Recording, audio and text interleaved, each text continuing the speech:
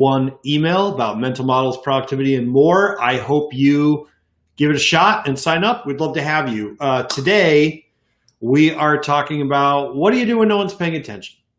So if you've ever seen me do one of these lives, and you probably have by now, generally I like to talk about, helping creative people do cool creative stuff. That could be creating, a record, or it could be creating a painting, or it could be building a business, or it could be, just doing something awesome.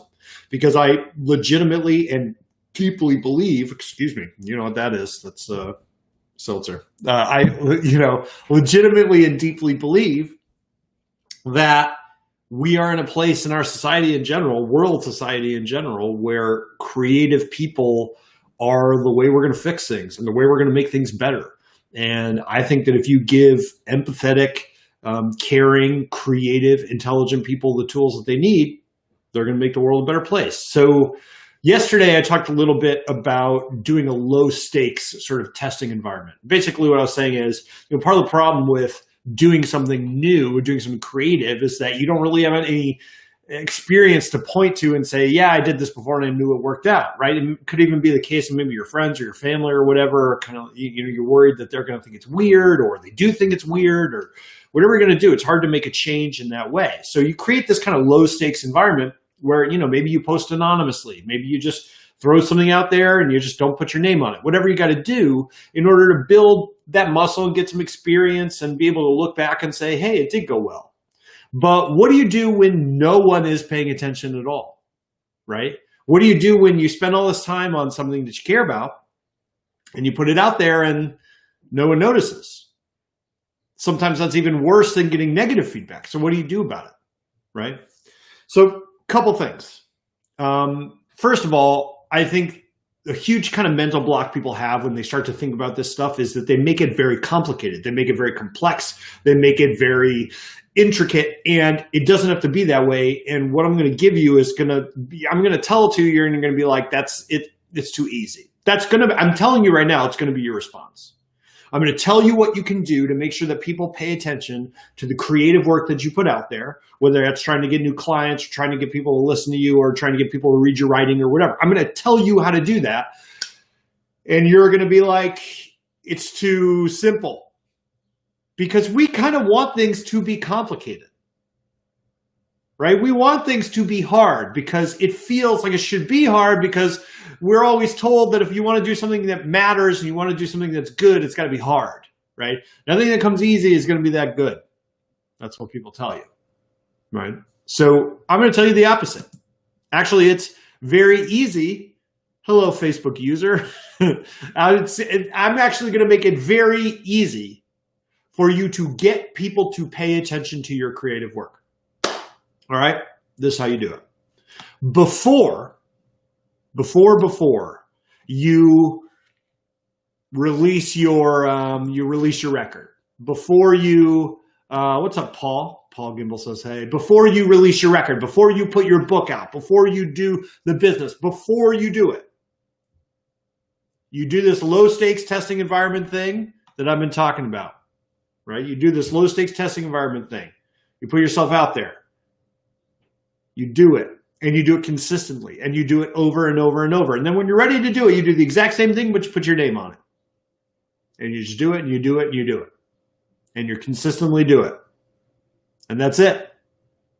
That's the entire answer. Here's the thing.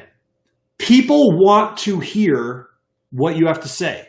The world is, like, I know there's this perception that there's so much out there and there's so much content and there's so much music and there's so much stuff. But here's the thing. Most of it's not good. People are starving for material that actually matters, something that actually connects, something that is emotionally resonant. We have a lot of stuff. We have a lot of content in our lives, but we don't have a lot of art. Now, that could be the art of, providing a service in a particular way that really blows people away. It could be the art of, like, the literal art of making a painting, right? Paul says honesty. Yeah, we don't have too much of that. You can't have too much of that. We're not, awash in high quality aesthetic material. We're just not. But what we are is burned out on stuff. So how do you get people to take a chance on you? How do you get people to follow along? Well, the way that you follow along, the way that you get people to take a chance on you, to invest in you, is by consistently delivering before you ask for anything. So I'll tell you specifically how I did this. I will literally show you. When I started doing this stuff, I didn't have any audience for the stuff that I'm talking about right now. I didn't have any creative audience or whatever. I mean, I had people that knew me from music or whatever, but no one knew I wanted to talk about productivity, mental models, and creativity, and yada, yada. So I started a mailing list. And I said, I'm going to email every Wednesday. This is the Better Questions email. Okay? Every Wednesday, I send out one email. And I put a lot of effort into it. I research it. I spend significant time writing it. After I do this, that's what I'm supposed to go do. I work on it, right? I make it as good as stuff that people pay for. And I do it every single week, and I do it for free. Like I said, you can sign up at betterquestionsemail.com if you want. The reason I am doing that is twofold. One, I'm trying to get better at what I do every single week. I'm trying to get better at communicating, trying to get better at figuring out what I think, trying to get better at research, trying to get better at figuring out what people want to hear. I'm getting better. The second reason is that I am proving to people that I can be consistent and I can deliver quality. That's what I'm doing. I'm proving that I can do what I say I'm going to do. If I say I want this newsletter to be the highest value email you get every week, and I want it to profoundly change the way you view the world, I have to live up to that. And so if I do that every week, people sign up, and actually we have seen, like not massive, but we get about 2 or 3 people added on to the list every single day. So the list grew from nothing to about 500 people in a couple months. That's pretty sweet. I mean, I'm not setting the world on fire, but it's a big deal for me. And I haven't advertised it. I've done these, right? This is another way of doing that, by the way. What am I doing? I'm just going live, talking, trying to prove to you that I have something to say that you might care about.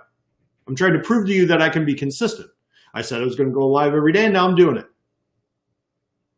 The whole point here is I didn't sit down and think of a really complicated plan. I didn't think of like a super difficult marketing plan to figure out, like, I don't even know who my audience is. I don't know what the offer is. I'm just doing it because I'm trying to get better at it. And by doing it consistently, I am proving that I can consistently deliver value. And that's why when I make an offer, when I, for example, tell people that I have a course for sale or that I start a coaching program or whatever, I don't have to push it. People ask me about it.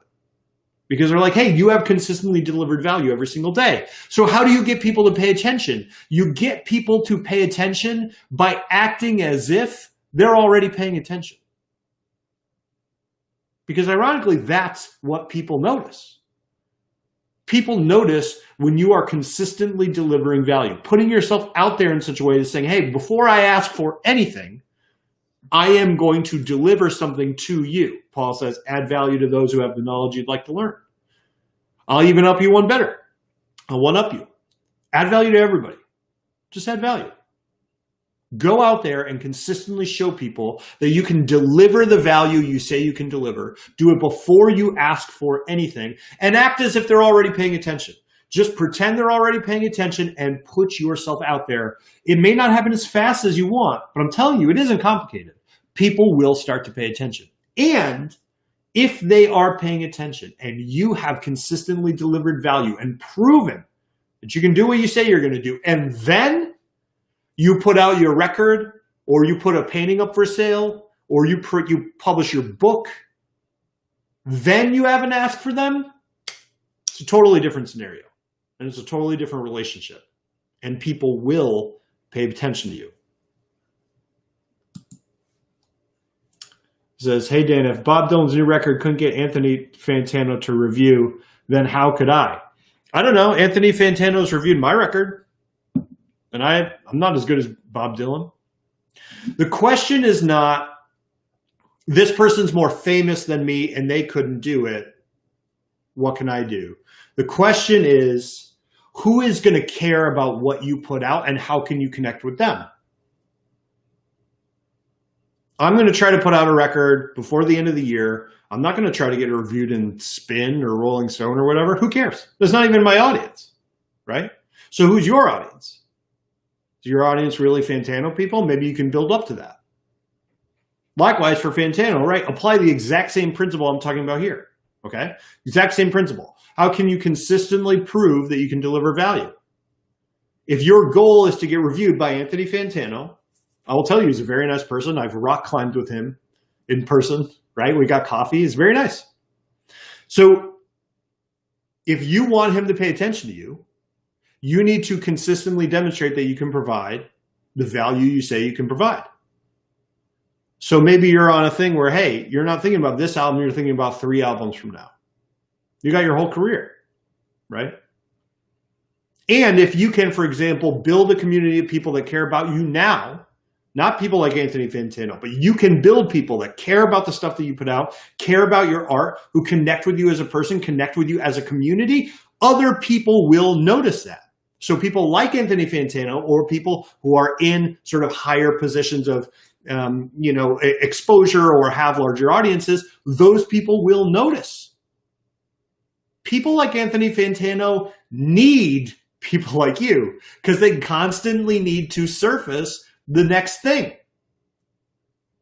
So your goal is not how do I get him to recognize me? It's how do I become that thing? I hope that makes sense. Easier said than done, like all things. This is like anything. I'm saying this is simple. It's not the same as saying it's easy, but it is simple. Just put out a lot of stuff. Doesn't have to be a record. Could be an email. Could be a blog. Could be going live. Build that consistent track record, and people will notice. Again, simple, not easy, but simple. And it's exactly what I'm doing here. I love you. I hope you're well. BetterQuestionsEmail.com. I'd love to have you, and I will see you